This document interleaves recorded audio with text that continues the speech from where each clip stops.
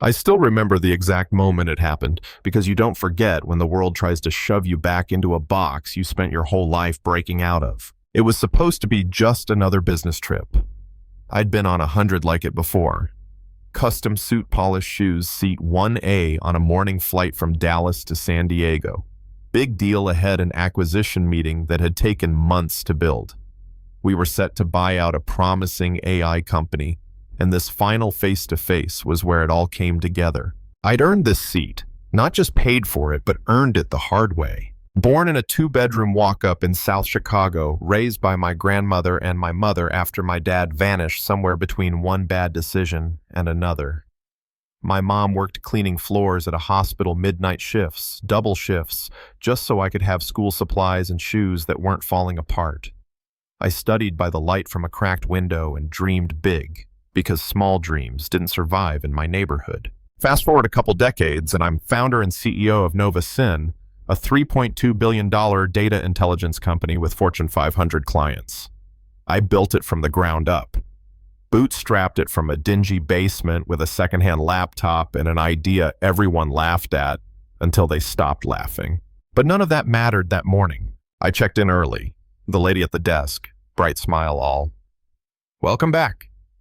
Mr. Ellis upgraded me to 1A, Platinum Elite status. I nodded, thanked her, headed to the lounge. Everything smooth.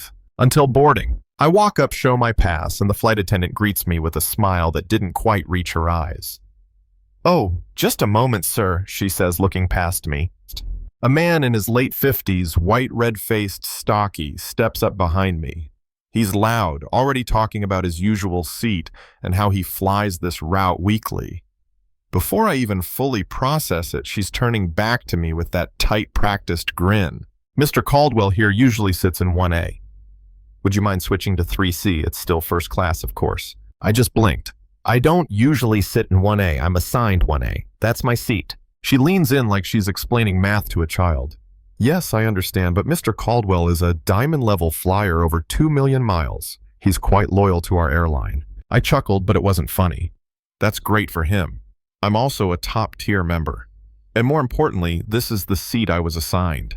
Her smile faltered. "If you could just cooperate, sir, we'll make it up to you with a voucher." Now here's the thing, every black executive I know has a story like this. Being questioned, redirected, doubted, and it never happens loudly. It happens with a smile, a tone, a shrug. But this time I wasn't going to swallow it quietly. I pulled out my phone and hit record. "This is seat 1A, I said calmly. Camera pointed at my boarding pass. "My name is Julian Ellis, and I'm being asked to move not because of any mistake, but because someone prefers this seat, and the airline is choosing to honor preference over policy." That got their attention. A few other first-class passengers started paying attention, some shifting in their seats, some looking real uncomfortable. Then came the supervisor, and the tension thickened. "Sir," he said, "all corporate rehearsed.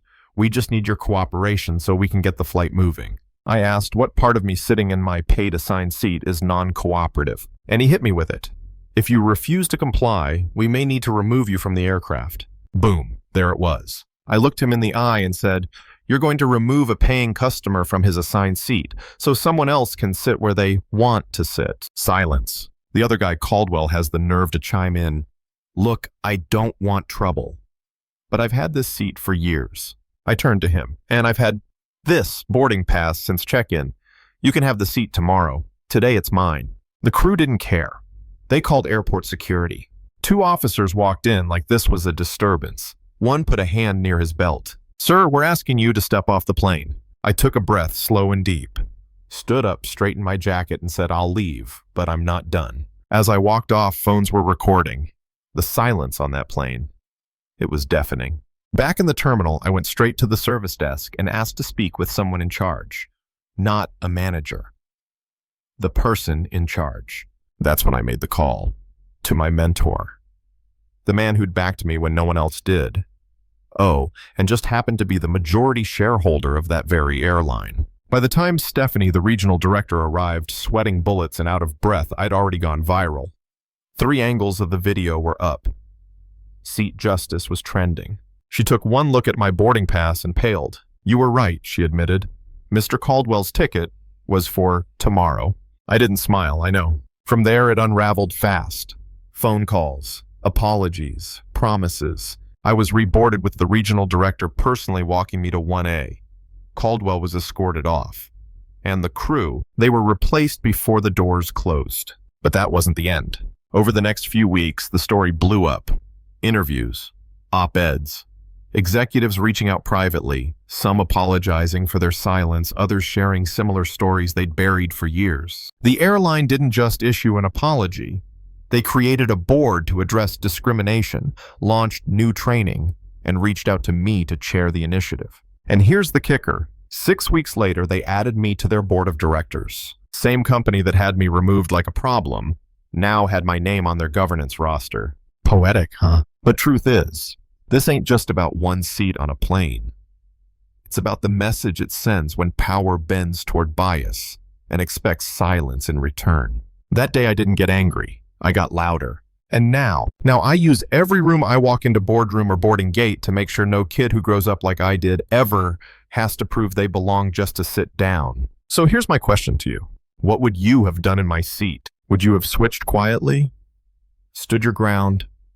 Pulled out your phone? Drop your thoughts in the comments. Let's talk about what we tolerate, what we ignore, and what we decide is finally worth fighting for. And if you've ever witnessed or experienced something like this, don't stay silent. Share it. Because silence protects the system.